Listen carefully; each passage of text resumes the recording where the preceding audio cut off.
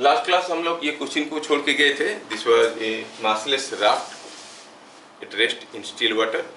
4 persons each of same mass are standing at the corners of this square raft. ए का mobile में टिंग करके आवाज किया, कुछ कोई किसी का दिल वगैरह आया होगा, तो ये तीनों देखने के लिए उसके पास गए. B C D went to A. The question was neglect mass of raft, BCD move to A, then what will be the displacement of each person? हम जानते हैं कि जब हम चलते हैं, नॉर्मल कन्वेंशनल फिजिक्स में देखते हैं उसको, जब हम चलते हैं हमारे पाँव के ऊपर फ्रिक्शनल फोर्स किधर की तरफ होता है, आगे की तरफ कि पीछे की तरफ? आगे की तरफ होता है. अब जब ये आदमी आएगा इधर, इसके पाँव के ऊपर फ्रिक्शनल फोर्स आगे की तरफ होगा, तो बोट के ऊपर, ये राफ्ट के ऊपर किधर को होगा? पीछे की तरफ.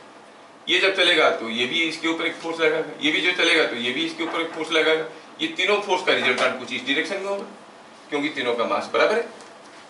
तो क्या होगा, ये तीनों, ये भी दे रहा है इसके ऊपर एक फोर्स, ऐसे ये भी दे रहा है, ये भी दे रहा है, तो ये बॉडी इधर सरकने लगेगा, राफ्ट जो है सरकने लगेगा इधर, लगेगा नहीं लगेगा? अच्छा, तो जब राफ्ट सरकने लगा तो क्या हुआ कि ये राफ्ट यहाँ से सरकने लगा, और जैसे जैसे ये राफ्ट सरकने लगा, ये ऐसे ऐसे राफ्ट चलने लगेगा, कुछ यहाँ पर ऐसे आएगा. तो क्या हुआ, ये आदमी इसके पास पहुंचा, ये इसके पास पहुंचा, ये इसके पास पहुंचा, ये इसके पास पहुंचा.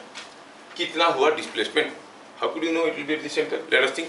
If we consider the raft as well as the 4 persons as a single system, तो बाहर से तो कोई एक्सटर्नल फोर्स नहीं था, it was at rest. As long as no additional external unbalanced force acts, the center of mass will remain at rest. Center mass rest में ही रहेगा.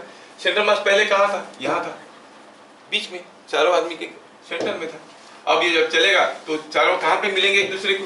Where they will meet? They will meet somewhere here, क्योंकि centre of मास को move नहीं करना है. Centre of mass will be intact, जहाँ था वही रहेगा. समझ में आया क्या? सेंटर ऑफ मास जहाँ था वही रहेगा, मतलब all the 4 persons will meet somewhere here. समझ में आया क्या? हर एक का डिस्प्लेसमेंट क्या हुआ? ए चला नहीं, फिर भी उसका डिस्प्लेसमेंट हो गया L/√2, क्योंकि पूरा होता है √2L.